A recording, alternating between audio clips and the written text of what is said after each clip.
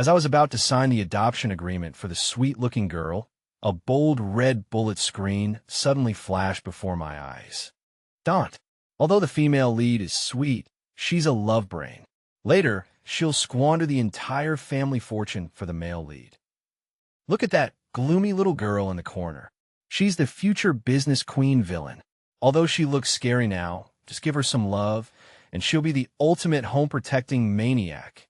Yes, yes, yes. Don't choose the female lead. Choose the villain. This life, I want to see the villain defying her fate. The hand holding the pen paused, and my gaze passed through the crowd, landing on the little girl huddled in the corner, her eyes as fierce as a wolf cub.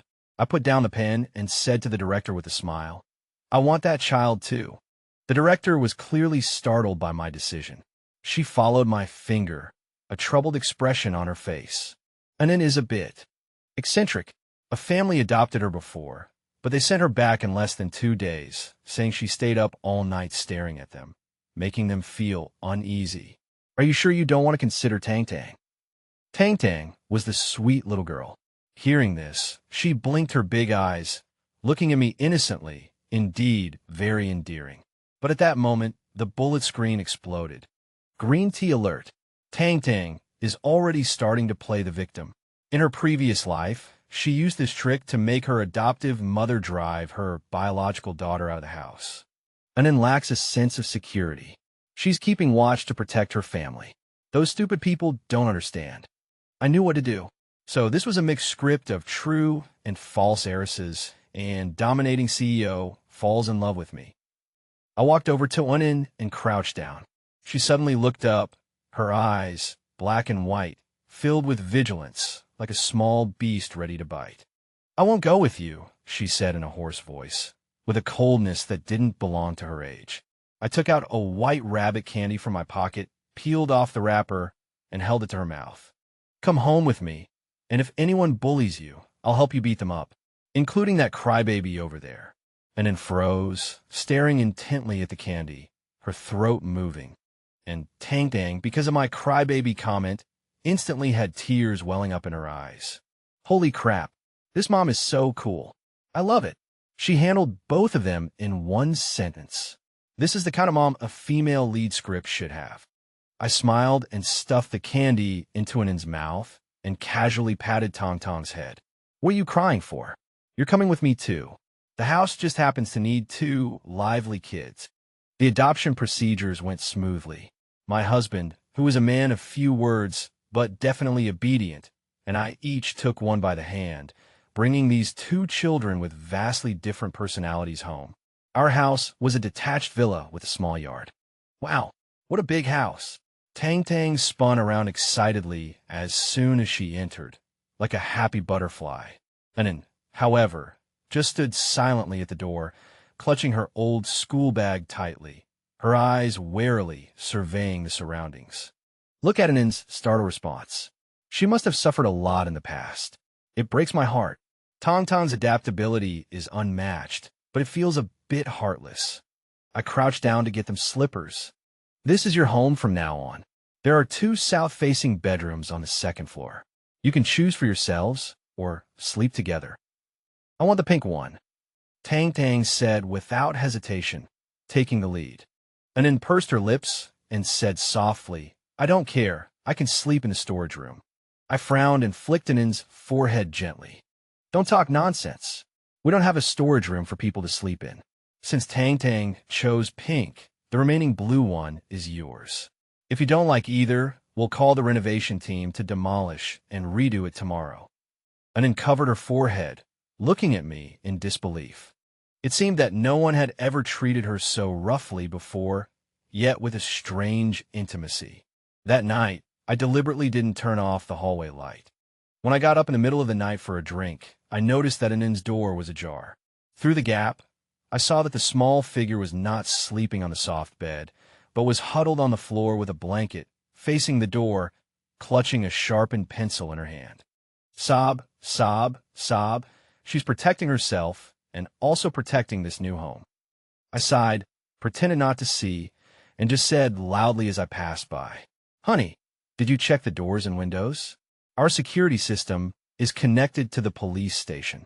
Not even a fly can get in. The body in the room visibly relaxed a bit. The days passed in a flurry of chaos. Tang Tang, with her sweet words and endearing charm, quickly won the hearts of the surrounding neighbors. And on the other hand, was always alone, her eyes filled with gloom, and the neighbors secretly called her the weird kid. Until that weekend, a month later, I was simmering soup in the kitchen when a loud crash suddenly echoed from the living room. It was followed by Tong Tong's heart-wrenching cries. I rushed out to see my favorite blue and white porcelain vase shattered on the floor, Tang Tang sitting on the ground, crying like a rain-soaked pear blossom, a cut on her finger. And Enin stood beside her, holding a shard in her hand, her expression blank. "What happened?" I asked sternly. The comments section instantly exploded. Here it comes. The iconic scene. In the original story, the female lead broke the vase herself and blamed it on the female supporting character, leading to the female supporting character being confined for 3 days and completely turning to the dark side. Mom, you have to be discerning. Don't be fooled by Tong Tong's tears. My heart sank as I looked at Tang Tang. Tang Tang sobbed and pointed at Enin. It was Gidge. Gidge pushed me, and the vase broke. I don't blame Gidge, Mom. Please don't scold her. A perfect display of using retreat as an advance. I turned to Enin. Did you push her? Enin tightened her grip on the shard, blood seeping from her palm, and she sneered. If I said I didn't, would you believe me? Her eyes held despair, as if she already foresaw her fate. I walked over, grabbed Enin's hand, pried open her fingers, and threw away the shard. Then I took out bandages from the first aid kit and put one on Enin first, then on Tang Tang. After doing all this, I slowly opened my mouth. We have security cameras installed in the house, right next to the TV. It's a 360-degree, no blind spot camera. The air instantly froze. Tong Tong's crying stopped abruptly, her face ashen. Enin looked up sharply, a flicker of surprise in her eyes. In reality, we didn't have any security cameras installed. It was just a small decoration. But that was enough. I looked at Tang Tang, my tone serious. I'll give you one more chance. Tell me again what happened. Tang Tang trembled and lowered her head. It was me. I wanted to get the candy jar from above, and I accidentally knocked it down. I was afraid Mom would scold me. I sighed and touched Enin's head, feeling her body stiffen. Enin, why didn't you defend yourself just now? Enin turned her head away, her voice muffled. No one would believe me anyway. I believe you. In this house, as long as you say you didn't, I'll believe you. But if I find out who's lying, it won't be as simple as breaking a vase. That night, Enin took the initiative to sit on the sofa for the first time. Although she was far away from me, her gaze followed me the whole time. The comments section erupted in cheers. Awesome. Mom is so powerful. A crack has finally appeared in Enin's defenses. Tong Tong's personality needs to be corrected, or she'll really be a menace in the future. To correct Tong Tong's personality and to untangle Enin's emotional knots, I implemented a strict family point system. Doing housework, getting high scores, being honest and trustworthy all added points, while lying and shirking responsibility deducted double points. Points could be exchanged for wishes. At first, Tang Tang was unaccustomed to it and always tried to get away with things by being charming. But I was strict and impartial, even pulling my husband to form an anti-charm alliance. Enin, on the other hand, became a point-accumulating maniac. She silently swept the floor, washed the dishes, and consistently got top marks in exams. Half a year later, Enin came to me with 100 points she had accumulated. I want to redeem a wish. Tell me. She hesitated for a long time before whispering, I want to change the lock on my room to one that can be locked from the inside. My heart ached. This child still lacks a sense of security. Approved. Not only will we change the lock, but Mom will also get you a complete Lego castle. Okay. Enin's eyes lit up, and the corners of her mouth turned up slightly, revealing the first faint smile she had given since coming to this family. That smile, though fleeting, was as stunning as the first thaw of snow and ice. As for Tang Tang, After I deducted her points 3 times and locked her beloved doll in the closet right before her eyes, she finally learned to be good. She began clumsily helping Inen wipe the table, often making things worse, but at least she no longer shirked responsibility at every turn. One time, I overheard the 2 children muttering on the balcony. Tang Tang, sister, I don't understand this question. Can you teach me?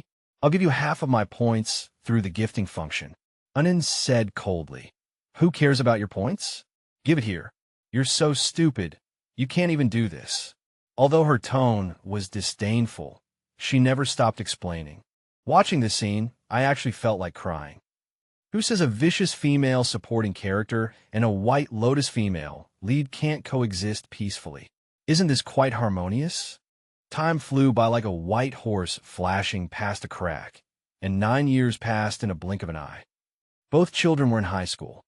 Inen had grown into aloof, untouchable beauty, a well-known academic goddess at school, but her personality remained unapproachable. Tang Tang, on the other hand, had blossomed into a graceful and lovely young woman, a recognized school beauty, always surrounded by a group of boys eager to please her. That evening, during dinner, the comments suddenly began to sound alarms frantically. Alert! Alert! The male lead is about to appear. That scumbag Gu Ye, who made Tang Tang act like a love-struck idiot and ultimately bankrupted the whole family, is transferring to our school. In the original plot, Gu Ye first hit on Inen, but after finding her boring, he went on to flirt with Tang Tang. The 2 sisters turned against each other for him. In the end, Inen turned evil and sought revenge, and Tang Tang ran away for love. The hand holding my chopsticks trembled, and the braised pork almost fell on the table. Gu Ye, that legendary crown prince of the capital circle, a walking hormone? I took a deep breath and looked at my 2 daughters, who were huddled together watching a variety show. I absolutely cannot let this rat turd spoil the 2 pots of good kanji I have worked so hard to raise. I clear my throat. Ahem, I heard a new student is transferring to your school tomorrow. Tang Tang, chewing on her chopsticks, said, Yeah, I heard he's super handsome and a rich second generation. All the girls in school are going crazy over it. And then didn't even look up. Boring. I'd rather do 2 more physics problems than waste time on that. I nodded in satisfaction and put the biggest rib on Inen's plate. Inen is right. Men will only slow down your sword drawing speed. Especially those who are handsome and rich. They are mostly philandering scumbags. Tang Tang pouted. Mom, you're being prejudiced. What if it's true love? I sneered. True love? Can true love be eaten? Can it help you get into college? Can it buy you a house? Tang Tang stuck out her tongue and dared not retort. But I knew that the throbbing of adolescence could not be suppressed by a few words. In order to guard against any possible dangers, I decided to take up my old job again, to volunteer at school. Under the guise of the Parent-Teacher Association, I placed many eyes and ears in the school. It wasn't long before I received information. That Gu Ye was indeed a troublemaker. As soon as he arrived, he bought out the school's convenience store and offered drinks to everyone in the class, except Inen. His reason was that Inen's gaze made him uncomfortable. On the way home from school, I hid in the car, watching the school gate from afar. I saw a boy in a gaudily altered school uniform, carrying his backpack on one shoulder, blocking Tang Tang's path. That signature charming smile made my fists clench. The comments were also screaming. That's the smile. Although it's cheesy, it's absolutely lethal to high school girls. Tang Tang is blushing. Oh no, the plot is about to begin. Gu Ye put one hand on the wall, giving Tang Tang a wall slam. Hey, sweetie, I heard you're the school beauty. How about being my girlfriend? Tang Tang had clearly never seen anything like this before, and she was scared like a little rabbit, her face as red as a ripe apple. You move away. What if I don't? Gu Ye got closer and closer. Just as I was about to push open the car door and rush out, a school bag whizzed past. Bang! It accurately hit Gu Ye on the back of the head. Gu Ye staggered from the blow, clutching his head and cursing. Who the hell doesn't want to live anymore? And then walked out of the corner with a cold face, still holding a thick 5 years of college entrance examination 3 years of simulation practice book in her hand. She walked to Tang Tang and pulled her behind her. I'm her sister. Want to chase her? Finish this practice book first, and if the accuracy rate is below 90%, get lost. Gu Iya laughed in anger. Who do you think you are? Meddling so much. And then looked at him with cold eyes, as if he were trash. I'm your dad. The whole place was silent. Even I was stunned. When did my usually quiet bookworm and then learn to curse? The comment section was full of WTF. Queen, I kneel before you.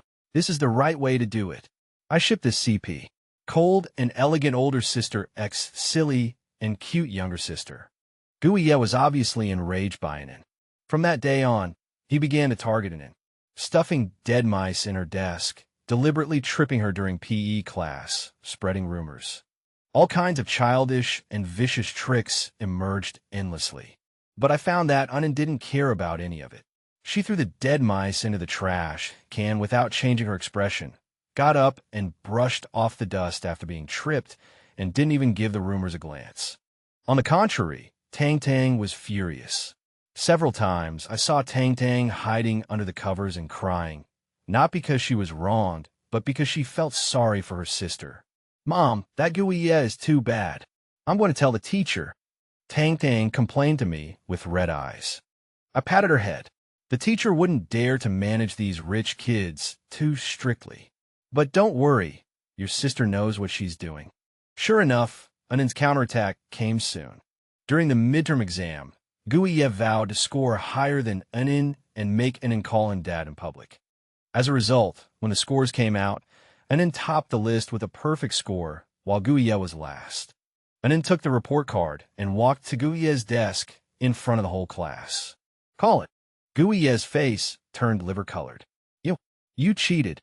Anin smiled contemptuously and casually picked up Gu Iya's test paper, glancing at it.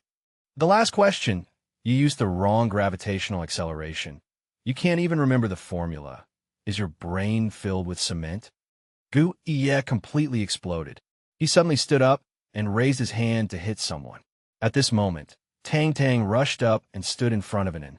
You're not allowed to hit my sister.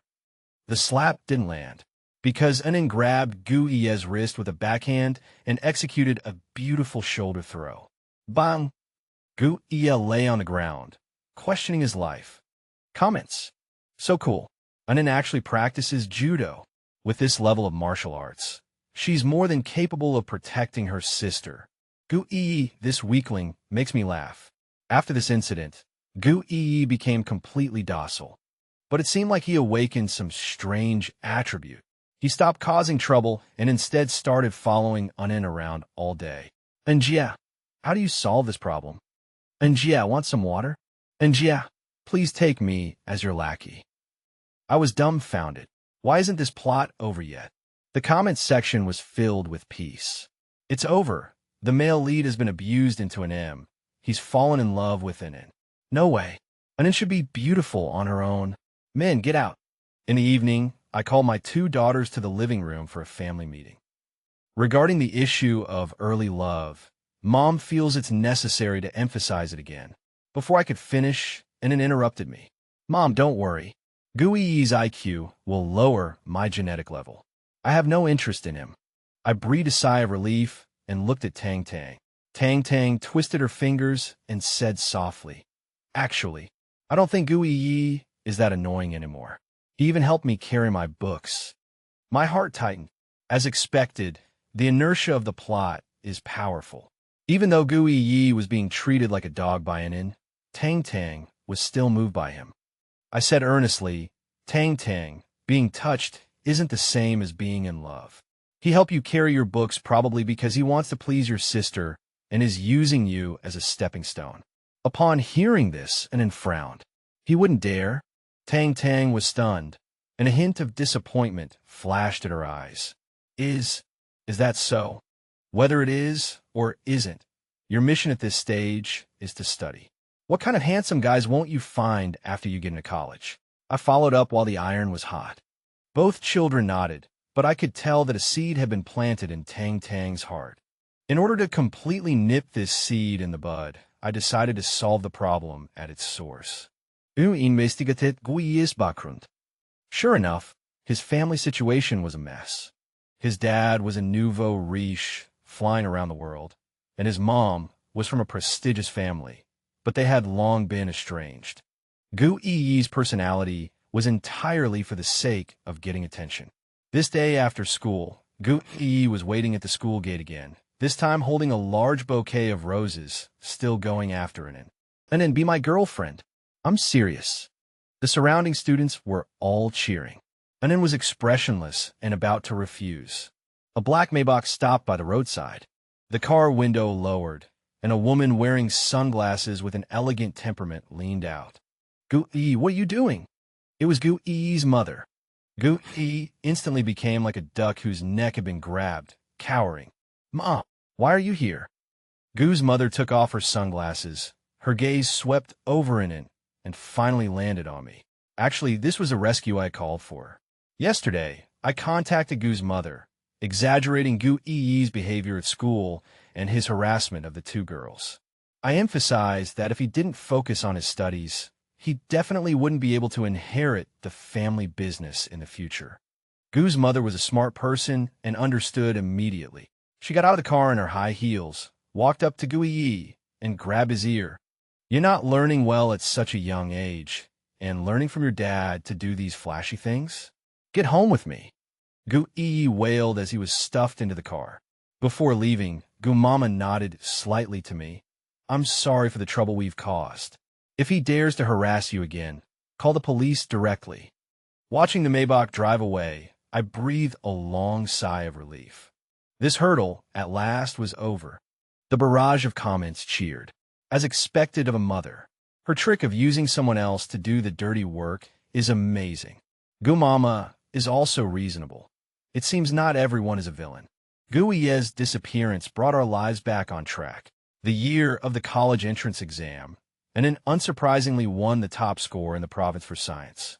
The admissions offices of various famous universities blew up my phone, and some even waited at our doorstep. While Tang Tang wasn't as heaven-defying as her sister, she still performed exceptionally well under Anin's devilish tutoring and was admitted to a top art school in the city. On the day of filling out college applications, Anin chose finance without hesitation. I glanced at the barrage comment that predicted she would be a business queen villain, and a sense of pride actually arose in my heart. Anin, are you sure? Doing business is very tiring. Anin twirled the pen in her hand, her eyes firm. I don't mind being tired. I want to make money. Why earn so much money? Tang Tang asked while munching on watermelon, Anin glanced at her and said in a faint tone, so that even if you're a brainless idiot in the future, you can walk sideways in a pool full of crocodiles. Tang Tang was stunned for a moment, then burst into tears of gratitude, getting watermelon juice all over Anin. A pink bubble of comments floated by. Is this the older sister the country owes me? I love her. Anin is so clear-headed. This life, she's not for men. She's protecting her sister. Although, Tang Tang is being spoiled into a little waste, haha. During her 4 years at university, Anin was practically invincible. While other students were still worrying about living expenses, she had already used the principle I gave her to fight her way in and out of the stock market, and she established her own venture capital firm in her junior year. Tang Tang, on the other hand, thrived in art school. Her sweet, first love face landed her the role of the second female lead in a youth idol drama before she even graduated. I was intentionally or unintentionally observing that kid named Gu Yi. I heard he was sent abroad to gild himself, and there was no news for several years. Until the year the two sisters graduated, that previous nightmare warning sounded again. That day was the listing and bell-ringing ceremony for Anin's company. I wore a custom-made dress, watching Anin on stage in a sharp black suit, her eyes as sharp as knives, and I was moved to tears. Just then, a blood-red, extra-large comment floated across my vision. High-energy alert. Gu Yi is back. Today, the next plot is Gu Yi uses Tang Tang to steal business secrets to swallow Anin's company, leading to Anin's company going bankrupt and even being imprisoned with huge debts. My heart clenched, and my gaze instantly swept across the venue. Sure enough, in the corner, I saw a familiar figure. Having shed his youthful awkwardness, Gu Ye was wearing a branded suit, swirling champagne in his hand, and staring at Anin, who had just stepped off the stage, with greed and calculation in his eyes. Even worse, Tang Dang was lifting her skirt and running towards him with a look of surprise. Gu Ye, you're back. Gu Ye gave that signature charming smile and put his arm around Tong Tong's waist. I came back to take back what belongs to me. The comments instantly exploded. Tang Tang, don't trust him. He's back for revenge. It's over. It's over. Her love brain is about to activate again. Is this plot really irreversible? In the following half-month, Gu Ye launched a crazy pursuit of Tang Dang, sending luxury cars, chartering yachts, covering the set with 999 roses. This combination of punches would confuse any girl. I was so anxious that I had blisters on my lips, and I was about to intervene again when Anin held my hand. Mom, don't worry. Anin was sitting on the sofa looking at documents, wearing a pair of gold-rimmed glasses on her nose, exuding an atmosphere of refined scum. Oh no, domineering CEO. Your sister's about to be snatched away by a wolf, and you're not worried? Anin pushed up her glasses, and a meaningful arc appeared at the corner of her mouth. That idiot is an idiot, but I brought him up, after all. Besides, she pointed to the tablet on the coffee table, which displayed the recent movements of Gu Ye's family business. The Gu family capital chain has broken recently, and they urgently need to acquire a promising tech company to fill the hole. He's looking for Tang Dang just to take a shortcut. Then you're not going to do anything? A hunter only pulls the trigger when the prey thinks they're about to succeed. Anin casually turned a page of the document. I want to see how much this wolf cub has improved abroad these past few years. The barrage was shocked. Holy crap. Is this really the villain I know? This is on the 5th floor, and it is so cool. But I'm still worried about Tang Dang. After all, the original plot aura is too strong. The climax of the plot happened on a stormy night. I got up in the middle of the night to go to the bathroom and saw Tang Dang sneaking into Anin's study. That's where Anin's company's most core bidding proposal was kept, the trump card for tomorrow's bidding conference. I held my breath and hid around the corner of the stairs. I saw Tang Dang open the safe, take out the document, and photograph it with her phone. Then, she made a phone call, her voice trembling but with a hint of determination. Hello, I got it. As long as I give this to you, will you really marry me and inject capital into my sister's company to help her overcome her difficulties, right? Gu Ye's triumphant voice came from the other end of the phone. Of course, baby. I love you the most. As long as I get this, we'll get married. Seeing this scene, my heart turned cold. Could it be that so many years of education are ultimately no match for the coercive force of the plot? The barrage was already in tears. No. Tang Tang, you confused idiot. It's over, it's all over, and his hard work is going to be ruined. The next day, at the bidding conference, Gu Ye, representing the Gu Group, confidently presented their proposal. Not only was the price $1 lower than Anin's bottom line, but even the core technical parameters were completely targeted at Anin's weaknesses. President Anin, I concede. Gu Ye walked up to Anin and smiled smugly. It seems that Lady Luck is on my side this time.